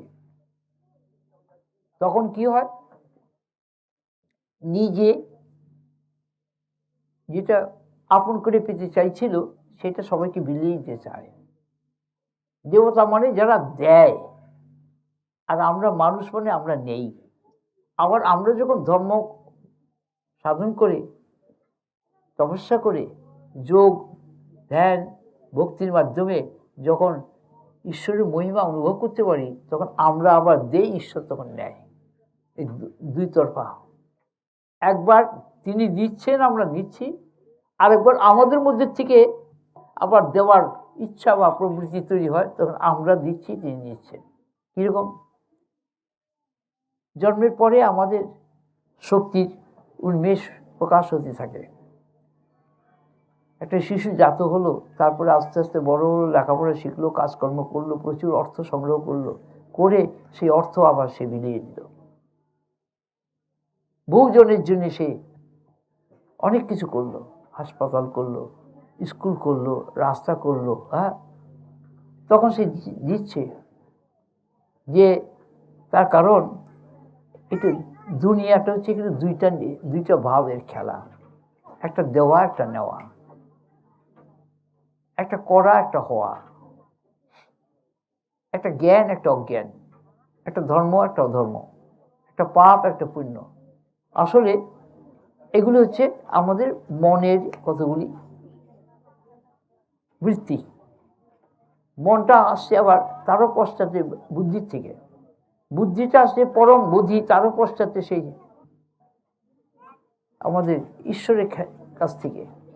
ঈশ্বর নিজে এক একটা করে রূপ ধারণ করছেন, তার মধ্যে নিজেই প্রকাশিত হচ্ছেন, হয়ে আবার নিজের মধ্যে নিজে মিলিয়ে যাচ্ছেন। তপস্যার মাধ্যমে জানা যায় নিজের উৎপত্তি, নিজের স্বভাবের বিকাশ, তারপরে নিজ বোধের পরিণতি এবং স্ববোধের মাধ্যমে অখণ্ডের সঙ্গে আবার মিশে যাওয়া। তখন বলে, হ্যাঁ, প্রথমে বলে আমার আমি, তারপরে আসে তোমার আমি, তারপরে আসে আমির আমি।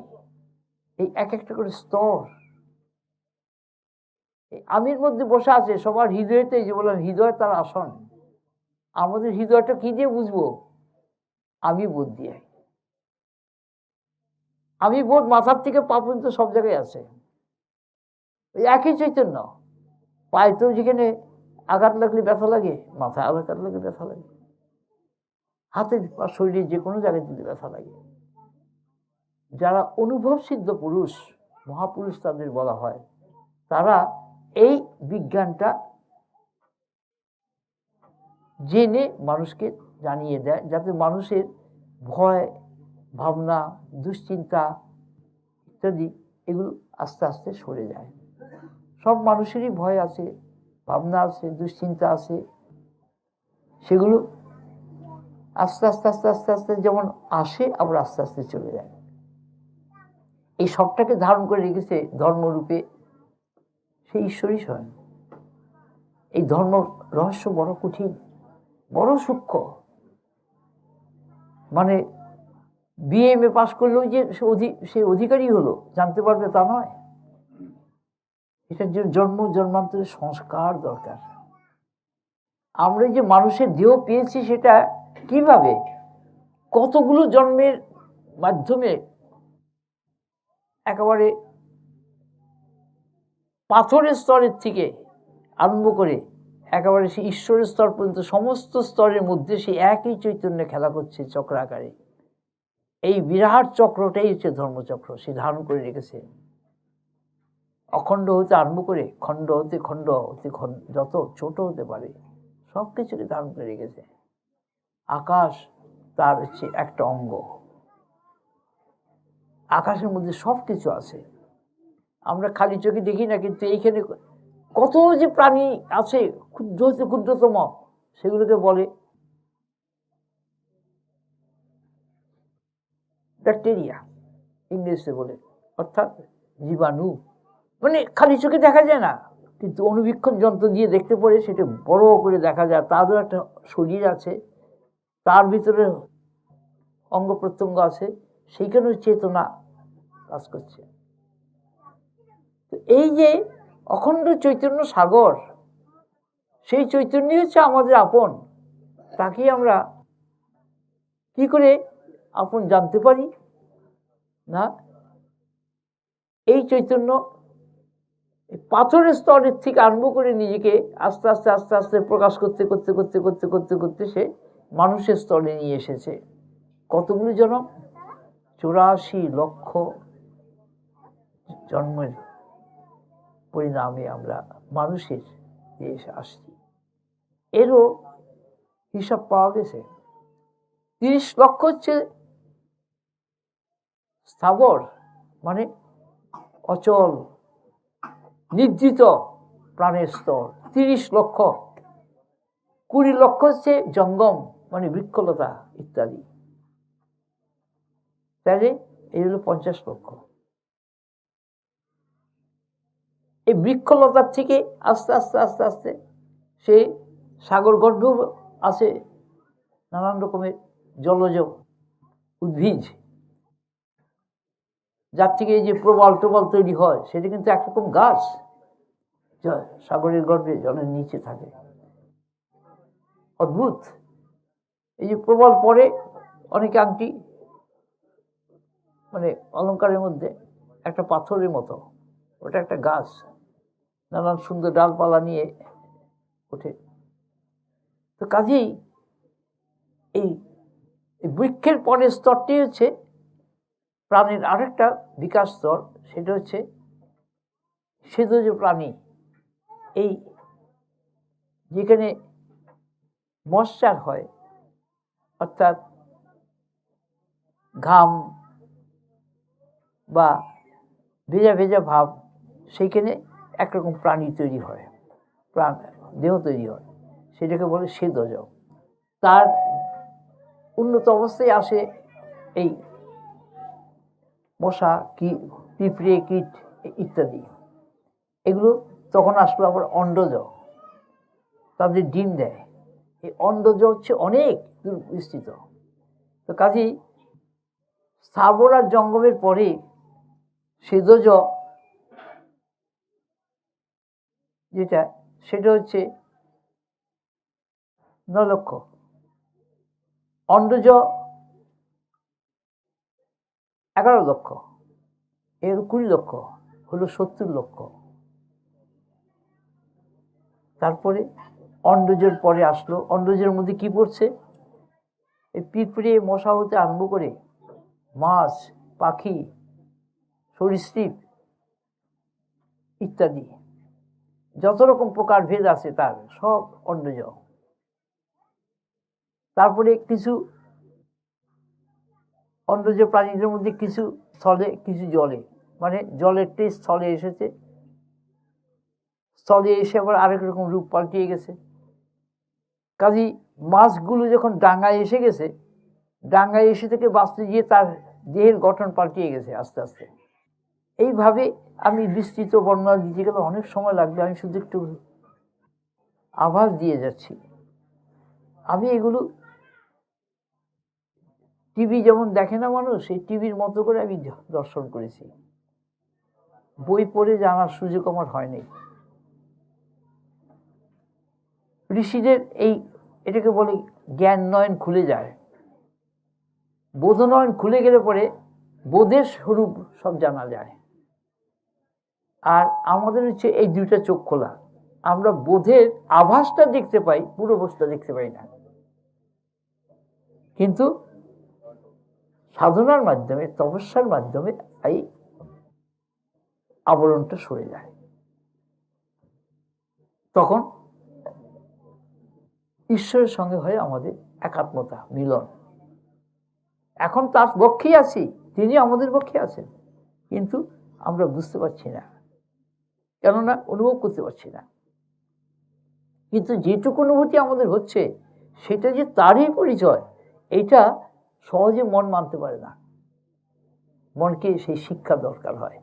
মানুষের মধ্যে এমনও মানুষ আছে কিছু সহ্য করতে পারে না, সামান্য একটুখানি কষ্ট হলে পরে একেবারে উদ্ভ্রান্ত হয়ে যায়। আবার এমন মানুষও আছে কঠোর, মানে কষ্ট আকার, কিন্তু বুকেও করছে না।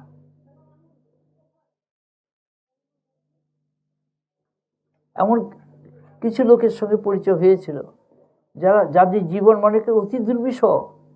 তাকে জিজ্ঞেস করলাম, তুমি এত কষ্ট সহ্য করছো, কিরকম মনে করছো? কষ্ট কোথায় গো, প্রভু আমার মধ্যে খেলছেন, আমাকে বেছে নিয়েছেন তার খেলার জন্যে, আমার কষ্ট কোথায়? তো প্রভুর।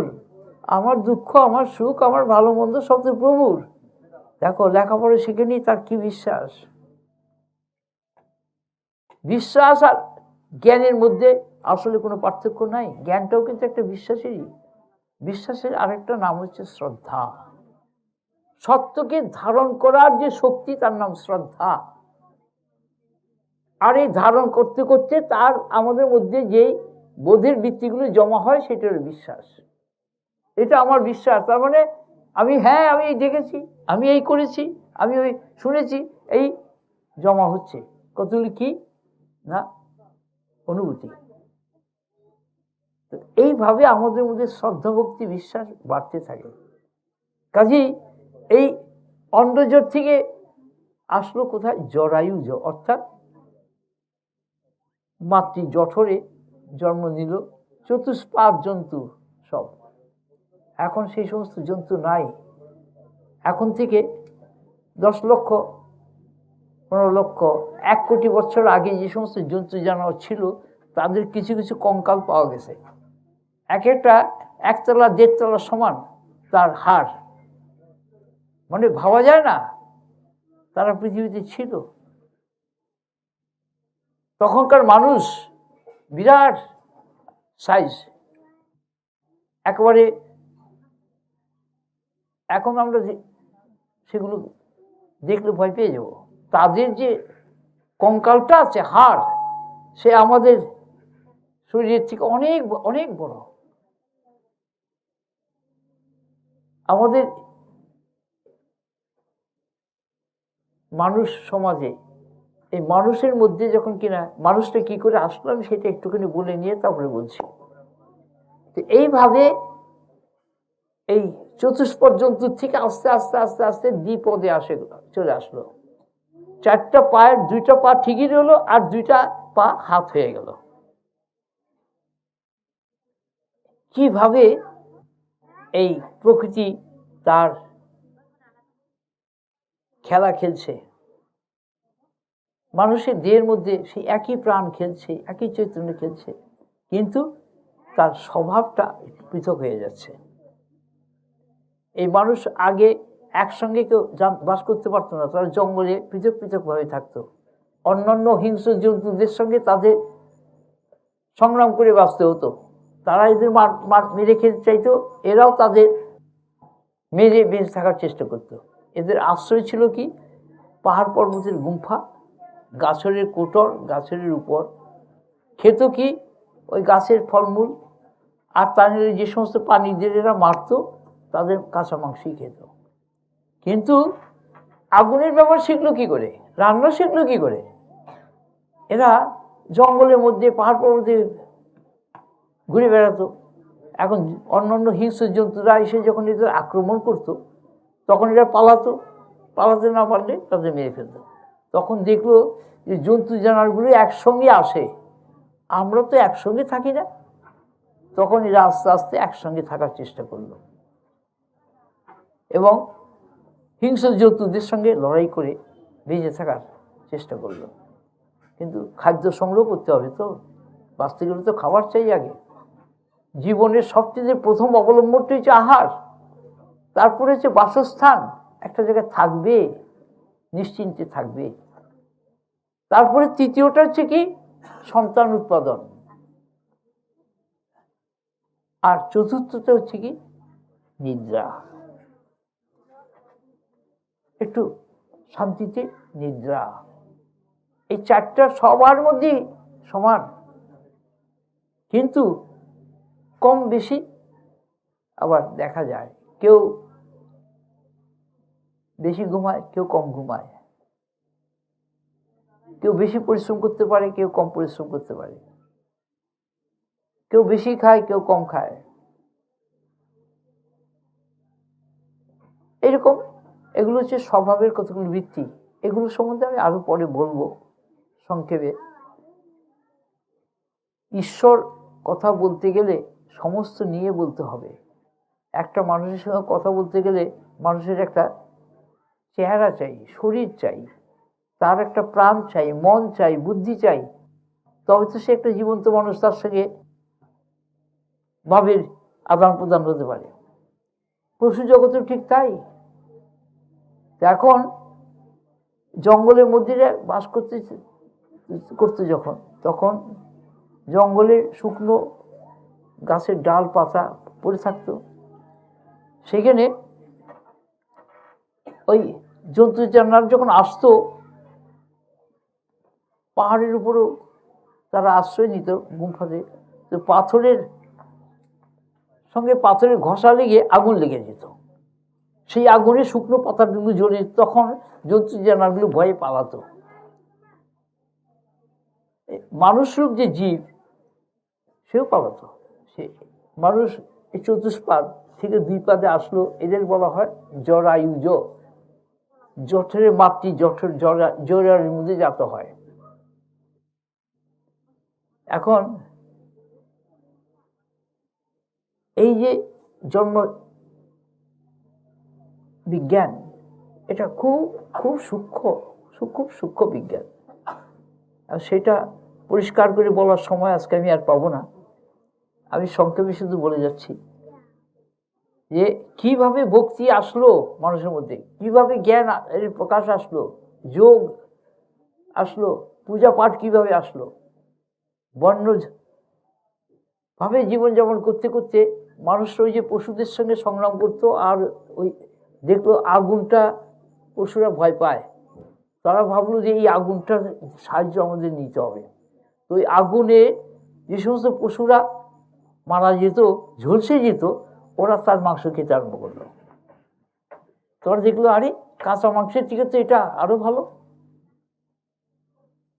রান্নাটা কিভাবে আসলো আমি তার বিজ্ঞান একটার পর একটা স্তর বলবো, কিন্তু সময় তো পাবো না।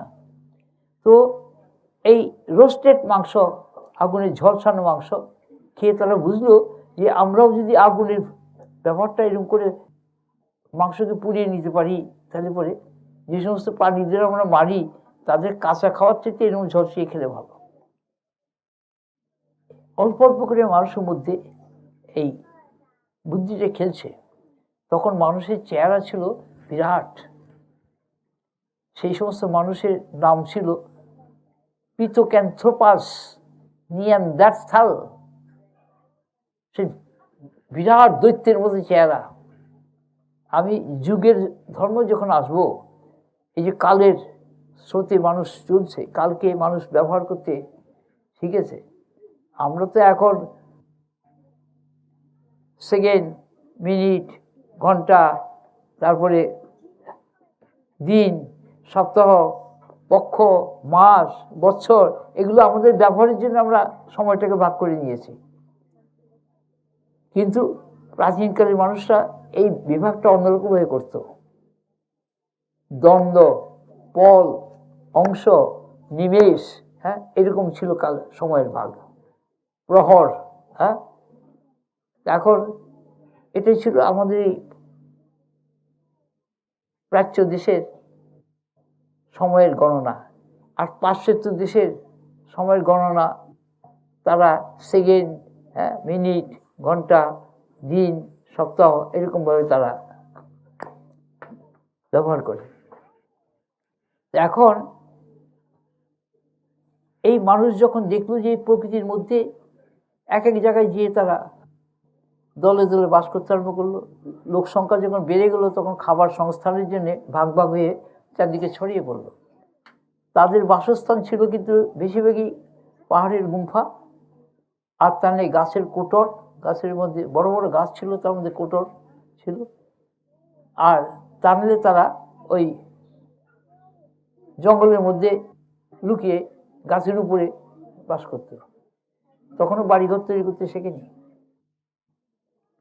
কিন্তু তারা লক্ষ্য করলো যে পাখি তারা গাছের উপরে বাসা তৈরি করে, খড়কুটা নিয়ে এসে। তো বলে তো আমরাও এরকম তৈরি করতে পারি। তখন তারাও এই গাছের ডাল, গাছের পাতা দিয়ে এই করে কোনো রকম কুটির একটা বানাবার চেষ্টা করলো। এইভাবে গৃহ নির্মাণের বিজ্ঞানটা আসলো, আর আগুনের ব্যবহার শিখলো। কিন্তু তারা দেখলো যে এই যে প্রকৃতির মধ্যে 6টা ঋতু, গ্রীষ্ম, বর্ষা, শরৎ, হেমন্ত, শীত, বসন্ত, তখন তো আর বস্ত্র টস্ত্র কিছু তৈরি হয় নাই, উলঙ্গেই থাকতো। এখন গ্রীষ্মকালে কোনো বস্ত্র লাগতো না ঠিকই, কিন্তু শীতকালে তখন শরীরটাকে বাঁচাবার জন্য তারা কী করতো, ওই গাছের পাতা টাতা দিয়ে কোনো রকমে জড়িয়ে থাকতো, গাছের বাকল সেটা পড়তো।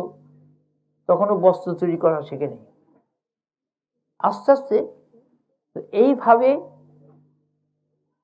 কয়েক লক্ষ বছর কেটে গেল, আর মানুষ ছড়িয়ে পড়লো ভিন্ন ভিন্ন জায়গায়। এক জায়গায় থেকে আর আহার সংস্থান করতে পারলো না। এই যে একই গ্রুপের থেকে ভিন্ন ভিন্ন গ্রুপে ছড়িয়ে গেল, তারা কিন্তু আলাদা হয়ে গেল একের বরাবরের জন্য। ভিন্ন ভিন্ন পরিবেশেতে ভিন্ন ভিন্ন জায়গায় গিয়ে সেখানকার জলবায়ুর সঙ্গে খাপ খাইয়ে নিতে গিয়ে তাদের স্বভাব, আচরণ, ব্যবহার, কথাবার্তা সব পাল্টে গেল। এদের সঙ্গে আর মিলল না। এখন এক জায়গার গ্রুপের সঙ্গে আর জায়গার গ্রুপের সঙ্গে আবার লড়াই হতে আরম্ভ করলো। আরো শুরু হয়েছিল একটা গ্রুপের থেকেই, ছড়িয়ে গেছে বহু গ্রুপে। এগুলো এখন আমরা ভাবতে গেলে সত্যি অদ্ভুত লাগে ঠিকই। এই করে করে আস্তে আস্তে তারা গৃহ নির্মাণ করতে শিখলো। আস্তে আস্তে এই জন্তু জানোয়ারকে মেরে তার ছালগুলো, মাংসগুলো খেত, ছালগুলোকে গায়ে পড়তো। এখনো আছে কিছু অসভ্য জাতি, তারা জন্তু জানোয়ারের ছালটা পরে। আমরা শিবের নাম শুনি, শিব ব্যাঘ্রচর্ম পরা। কিছু কিছু মুনি ঋষি আছেন, তাদের দেখা যায় তারা হরিণের চর্ম পরেছে। এরকম চামড়া দিয়ে আজকাল নানান রকম পোশাক, কোট তৈরি হচ্ছে আজকাল অনেক, শীতের সময় পরার জন্য। লোমশক প্রাণীর কোট বা তার চামড়া দিয়ে সুন্দর কোট তৈরি হচ্ছে। আমি এই মানুষের সম্বন্ধে আমি কথাগুলো নিয়ে আসছি। তো এইরকম সত্য যুগ, একটা সময় ছিল। সেই সময়ে মানুষের দেহটা ছিল 21 হাত লম্বা, তার আয়ু ছিল 1 লক্ষ বছর, তার মজ্জার মধ্যেও প্রাণ ছিল। সেই জন্য সহজে তারা মরত না। এখন এই যুগের 4টে যুগ ভাগ করা হয়, সত্য, ত্রেতা, দাপর, কলি। এই সত্য যুগের মানুষ 17 লক্ষ,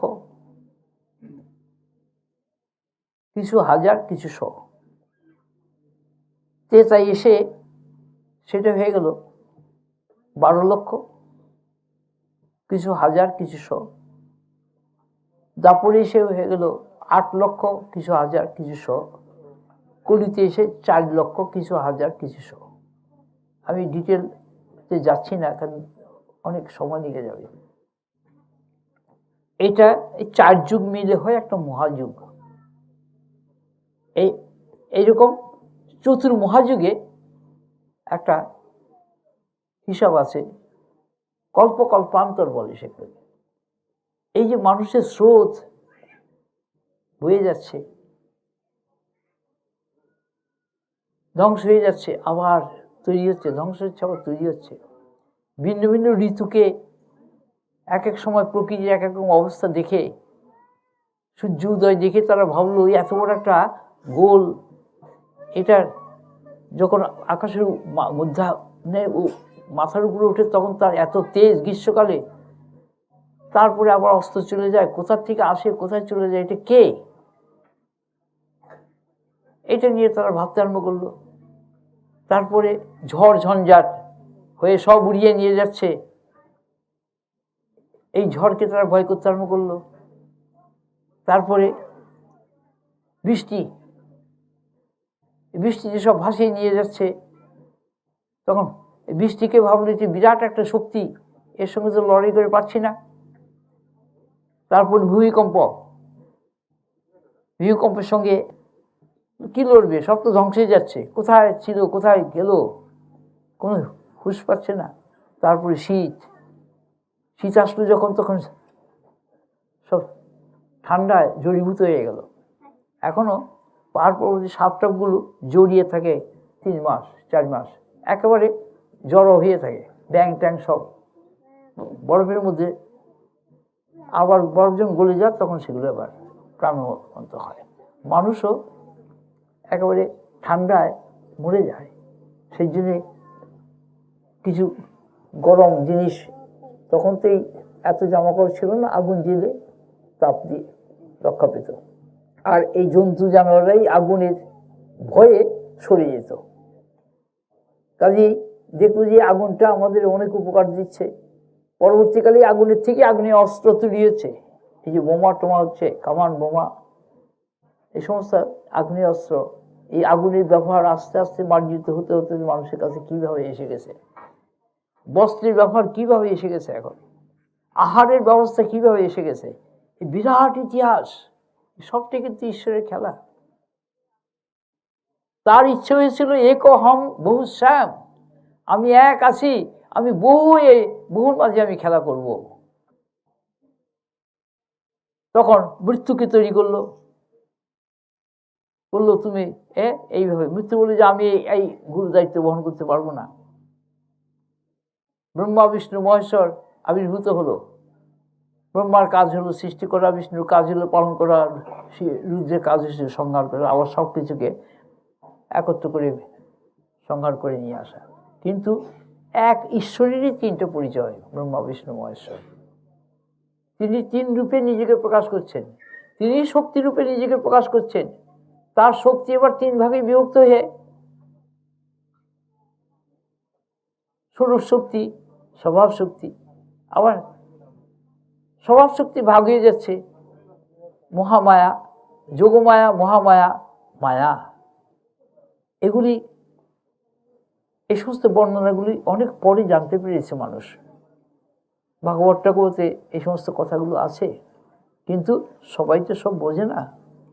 আমি শুধু সূত্রটা ধরিয়ে দিচ্ছি। এই মানব বেশে ঈশ্বরের যে লীলা, সেটাকেই আমার মানুষের সামনে রাখছি। অনন্ত মহিমা যার, তাকে তো সহজে বোঝা যায় না। পরমাত্মা স্বয়ং পূর্ণতা আপন, স্বেচ্ছায় হৃদয়ে ঢাকিয়া। পরমাত্মা স্বয়ং পূর্ণতা আপন, স্বেচ্ছায় হৃদয়ে ঢাকিয়া। আনন্দ কারণ স্বভাবে আপন, আনন্দ কারণ, আনন্দ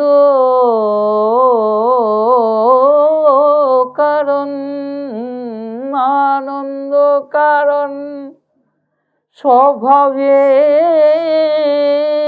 আপন, আছেন জীবন খেলায় মাতিয়া আছেন স্বয়ং জীবন খেলায় মাতিয়া পরম আত্মা স্বয়ং ঈশ্বর পরম পরমাত্মা স্বয়ং স্বভাবে তার জীবন সবার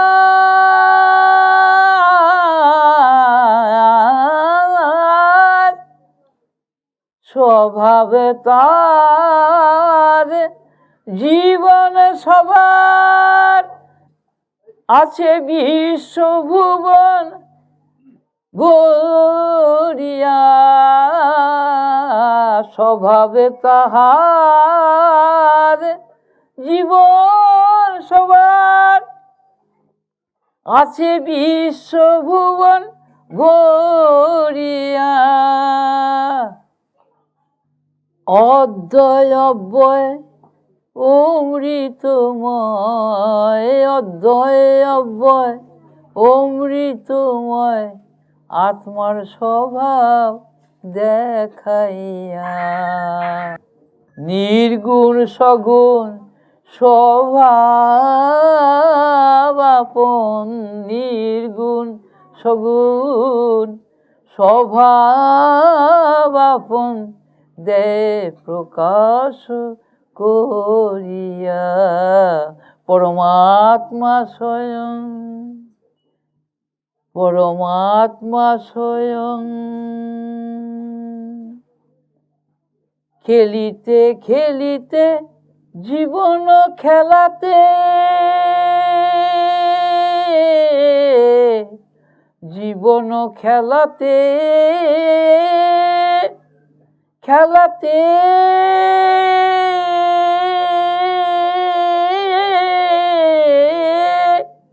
খেলিতে খেলিতে জীবন খেলাতে হৃদয় দ্বার দেয় খুলিয়া তো শক্তি জ্ঞান আনন্দ প্রেম তখন শক্তি জ্ঞান আনন্দ প্রেম পরে তখন উছলি পরে তখন উছলিয়া পরে তখন উছলিয়া পরমাত্মা স্বয়ং পূর্ণতায় আপন স্বেচ্ছায় হৃদয়ে ঢাকিয়া আনন্দ কারণ স্বভাবে আপন আনন্দ কারণ আনন্দ কারণ আনন্দ কারণ স্বভাবে আপন আছে জীবন খেলায় মাতিয়া পরম আত্মা স্বয়ং পূর্ণতায় আপন স্বেচ্ছায় হৃদয়ে রাখিয়া পরমাত্মা স্বয়ং। এই বোধের নাম হচ্ছে তত্ত্ববোধ। তত্ত্ববোধ শুধু একটা জিনিসকেই প্রকাশ করে, আর তথ্যবোধ একাধিক জিনিসকে প্রকাশ করে। কাজেই সব মানুষের পক্ষে তত্ত্ববোধ প্রথমে পাওয়া সম্ভব নয়। এই মানুষের জীবন এই 4 লক্ষ এই কলিযুগের মধ্যে এই মানুষের জীবন আস্তে আস্তে মার্জিত হতে হতে হতে হতে হতে হতে সববারই যে দেহ মানুষের দেহ পাবে তার কোনো মানে নেই। আমাদের কর্ম অনুসারে আমরা দেহ পাই, কিন্তু আত্মা সমানই থাকে। এই যে গানটার মধ্যে এই কথাটি বলা হলো, পরম আত্মা স্বয়ং পূর্ণতা, তার পূর্ণতাটাকে হৃদয়ে ঢেকে তবে খেলতে নেমেছেন। আমি ছোট করে একটা উদাহরণ দিচ্ছি। বাবারা টাকা রোজগার করে, কর্ম করে টাকা রোজগার করে ঘরে আসতো, একদিনই সব টাকাটা খরচা হয় না, করে না। আস্তে আস্তে খরচা করে মাছটা কাজ চালাতে হবে। তো তিনি সমগ্র সৃষ্টির মধ্যে নিজেকে চালাচ্ছেন, বন্টন করে দিয়েছেন কি করে? স্বশক্তি যোগে। তাকে ভক্তির ভাষায় বলে যোগমায়া শক্তি,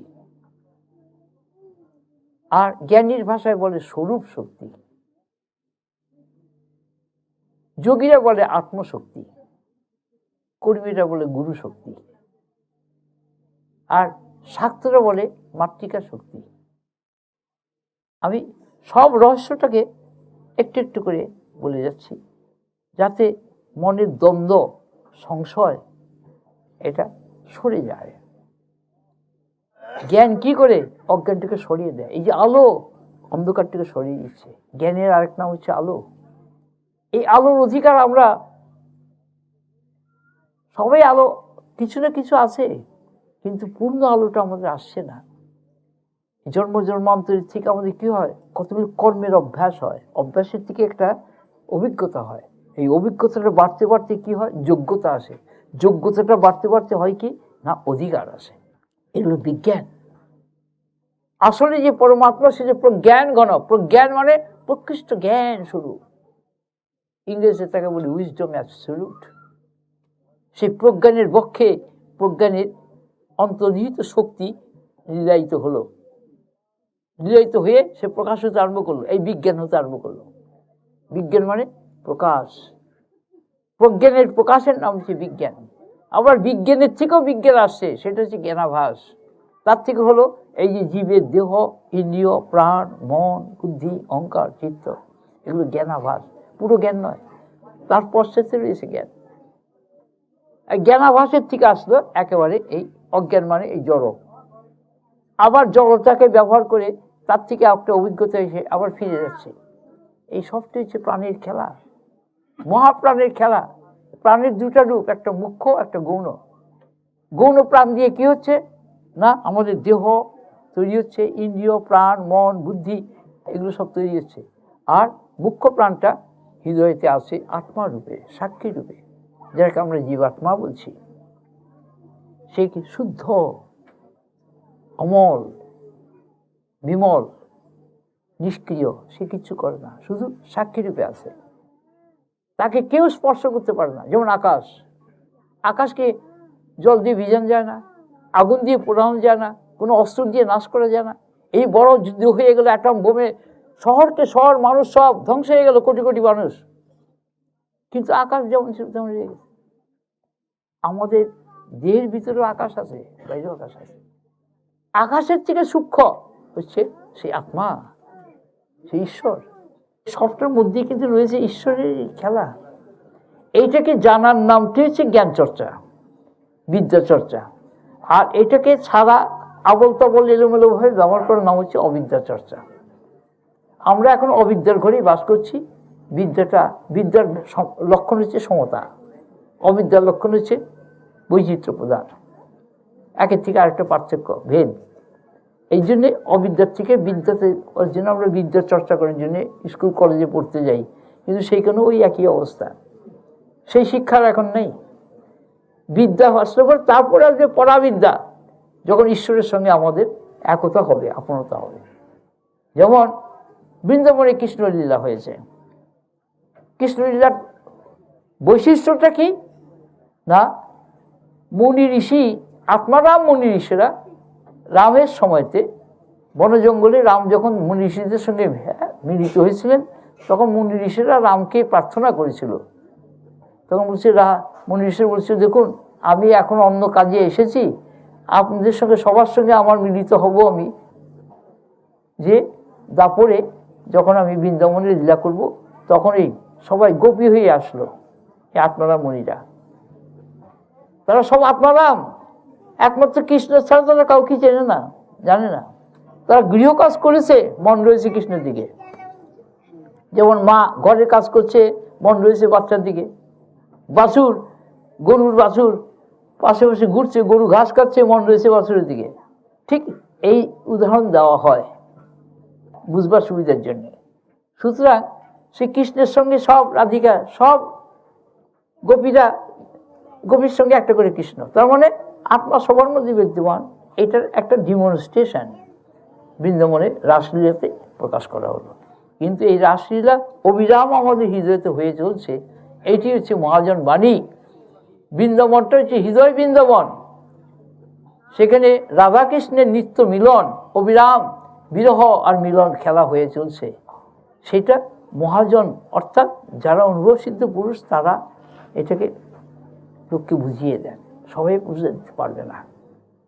এই যে প্রাণের কি অনন্ত মহিমা, জীবনের যে তাৎপর্য, সে বলছে বাসুদেব সর্বভূতাত্মা ভূতাত্মা, সবার হৃদয়তে বাস করছেন যে দেবতা তার নাম বাসুদেব।